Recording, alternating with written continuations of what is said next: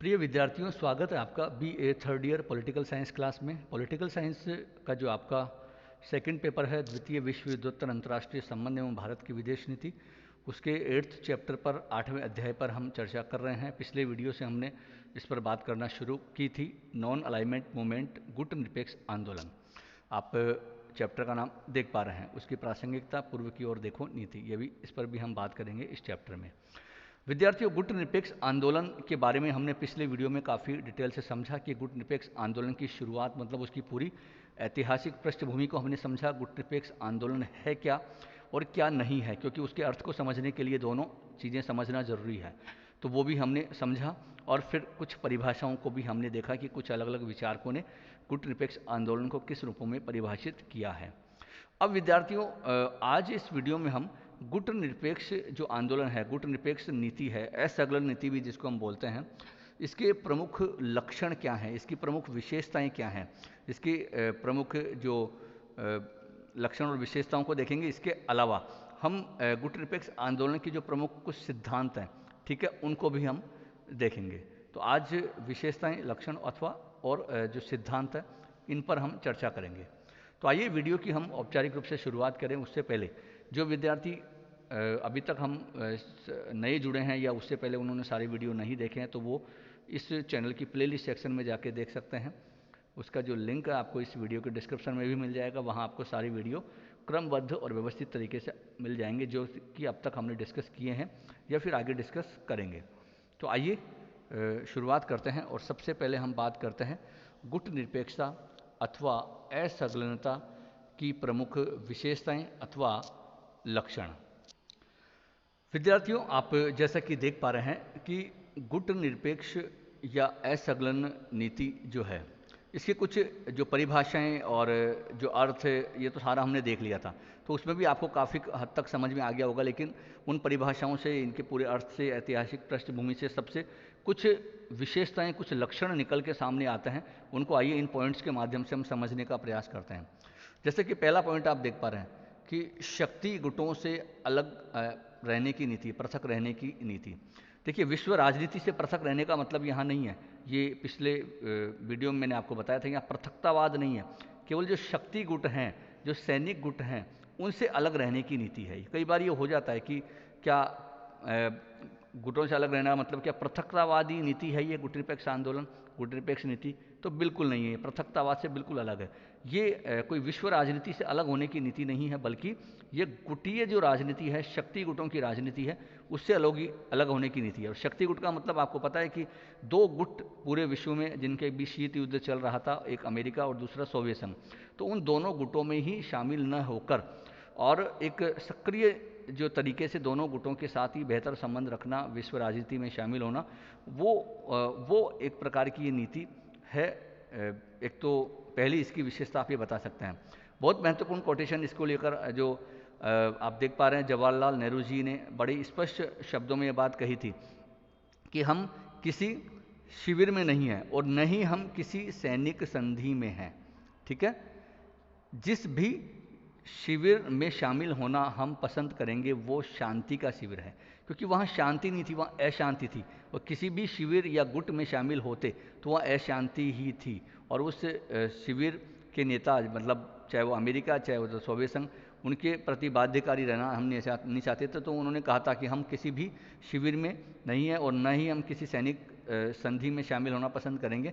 हम केवल शांति के शिविर में, और शांति उन दोनों से अलग रहकर ही थी, क्योंकि वैसे ही वो इतने वर्षों की अशांति से, गुलामी से, बड़ी मुश्किलों से वो अलग हुए थे, उनसे आज़ाद हुए थे। तो इसलिए वो किसी भी कीमत पर इन जो अशांति वाली स्थिति में नहीं जाना चाहते थे। तो एक तो ये शक्ति गुटों से अलग रहने की नीति थी। दूसरा पॉइंट आप देख पा रहे हैं, गुट निरपेक्षता सकारात्मक है न कि नकारात्मक। दूसरी विशेषता आप ये बता सकते हैं कि गुट निरपेक्षता एक पॉजिटिव जो एक पॉलिसी है।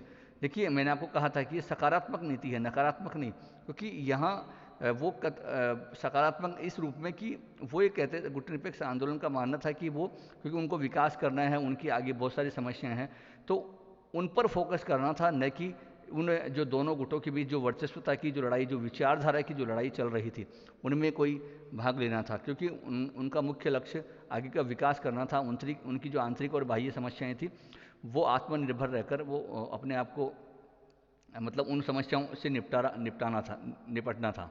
ठीक है, तो ये गुट निरपेक्षता सकारात्मक है, नकारात्मक नहीं है। कोई अलग रहने का मतलब, यहाँ उन गुटों से अलग रहने का मतलब, बार बार मैं कह रहा हूँ, विश्व राजनीति से अलग रहने का नहीं था।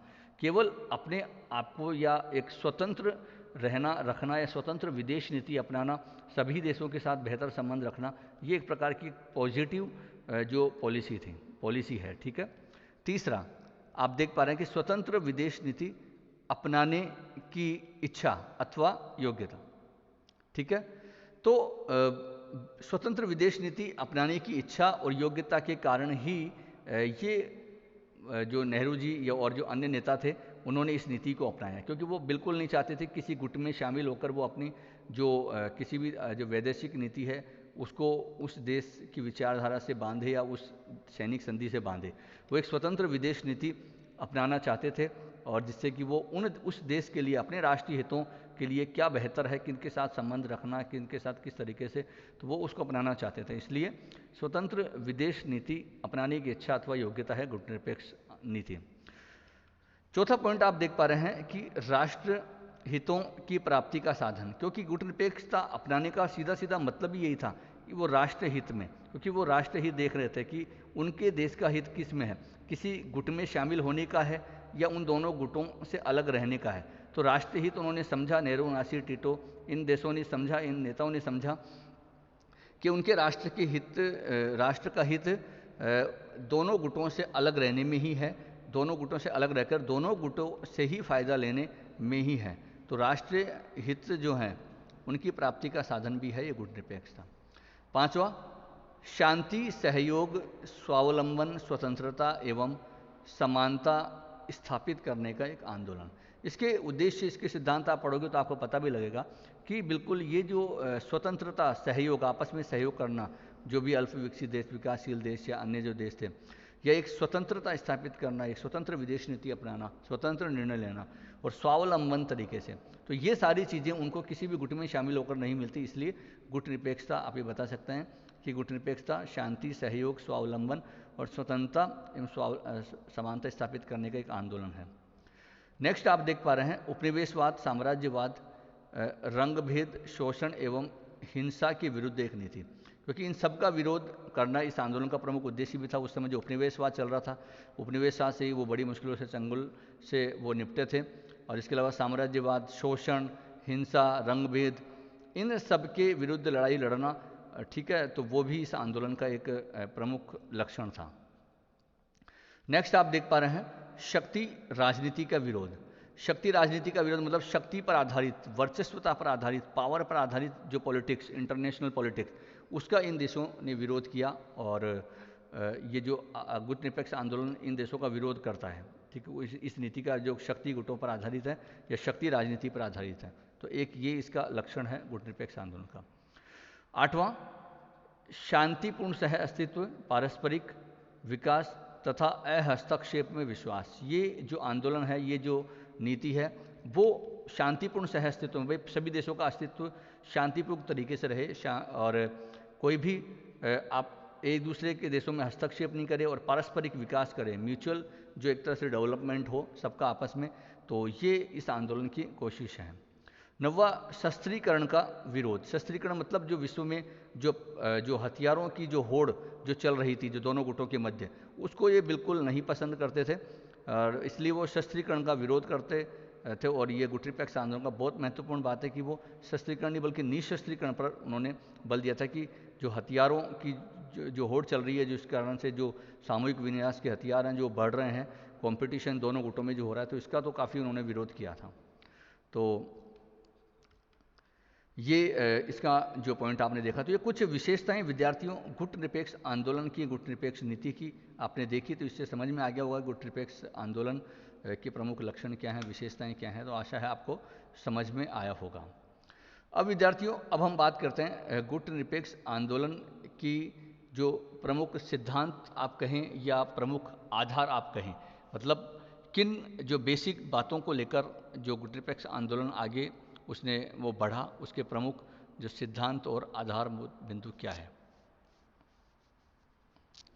विद्यार्थियों, आप सामने स्लाइड में देख पा रहे हैं कि जो गुटनिरपेक्षता के जो बिल्कुल जो प्रमुख नेता थे, जिसकी शुरुआत संस्थापक देशों में, जिसमें नेहरू, नासिर, टीटो का नाम आता है, तो इन्होंने इसके 5 सिद्धांत, मतलब भाई जो भी इस गुटनिरपेक्ष आंदोलन में शामिल होगा उसको इन 5 सिद्धांतों को अपनाना होगा। जी, इन 5 सिद्धांतों को उन्होंने आधारभूत एक तरह से सिद्धांत के रूप में तय किया। तो ये 5 सिद्धांत क्या हैं आप देख पा रहे हैं कि पहला, एक तो सदस्य देश स्वतंत्र नीति पर चलता हो, मतलब वो स्वतंत्र नीति पर चले, वो किसी से बाध्यकारी या न तो किसी को बाध्य करेगा न किसी के लिए बाध्य होगा। ठीक है, तो स्वतंत्र नीति पर वो चलता हो स्वतंत्रता से। ठीक है। दूसरा, जो भी देश इसमें शामिल होगा या सदस्य देश है, वो उपनिवेशवाद का विरोध करेगा। ठीक है, वो उपनिवेशवाद का समर्थन करेगा तो वो इस आंदोलन में शामिल नहीं होगा। तीसरा, सदस्य देश है वो किसी भी सैनिक जो संधि है जो उस समय थी, आपको पता है कि नाटो, सीटो, सेंटो, वार्सा पैक्ट, तो किसी भी सैनिक संधि का सदस्य नहीं हो। ठीक है। चौथा, सदस्य देश ने किसी भी बड़ी ताकत के साथ, अमेरिका हो चाहे सोवियत संघ, किसी के साथ कुछ समझौता नहीं किया हो। ठीक है, वो भी इस आंदोलन का सदस्य होगा। और पांचवा, सदस्य देश ने किसी भी जो बड़ी शक्ति थी उस समय, महाशक्ति थी, उसको अपने देश में कोई सैनिक अड्डा स्थापित करने की मंजूरी ना दी हो। ठीक है, तो ये कुछ 5 जो सिद्धांत थे विद्यार्थियों, ये तय किए थे उन नेताओं ने कि गुटनिरपेक्ष आंदोलन या गुटनिरपेक्ष नीति अपनाने वाले जो देश होंगे उनको ये 5 सिद्धांतों को अपनाना होगा, तभी वो इस आंदोलन में शामिल हो पाएंगे। तो ये गुटनिरपेक्ष आंदोलन के प्रमुख लक्षण अथवा विशेषताएं हमने विद्यार्थियों आज देखी, और कुछ ये सिद्धांत हमने देखे गुटनिरपेक्ष आंदोलन जिस पर आधारित है। तो आशा है आपको ये समझ में आ गए होंगे। तो परीक्षा में बहुत महत्वपूर्ण है। देखिए, परीक्षा में किसी भी तरीके से पूछा जा सकता है, प्रश्न का कोई वो नहीं, हम सारे पॉइंट आपको बता रहे हैं, सारी चीज़ें आपको बता रहे हैं। अब जो भी परीक्षा में पूछा जाए, अगर निबंधात्मक प्रश्न पूछा जाता है तो लगभग आपको सारी बातें क्वेश्चन की लैंग्वेज के क्वेश्चन में जो मांग है उसके हिसाब से आपको करनी होगी। तो पिछले वीडियो में हमने गुटनिरपेक्षता को पूरा हमने समझा था, उसकी पृष्ठभूमि, उसका अर्थ, परिभाषा। आज हमने उसकी जो विशेषताएं हैं, लक्षण है और उसके सिद्धांतों को देखा। तो अंत में आपसे यही अपील कि आप अधिक से अधिक छात्र छात्राओं को वीडियो को साझा करें, अपनी जो प्रतिक्रिया अवश्य देवें, वीडियो को लाइक अथवा डिसलाइक कुछ भी करें, और अपने कमेंट जरूर दें। तो आज के लिए इतना ही, नेक्स्ट वीडियो में फिर मिलते हैं। बहुत बहुत धन्यवाद।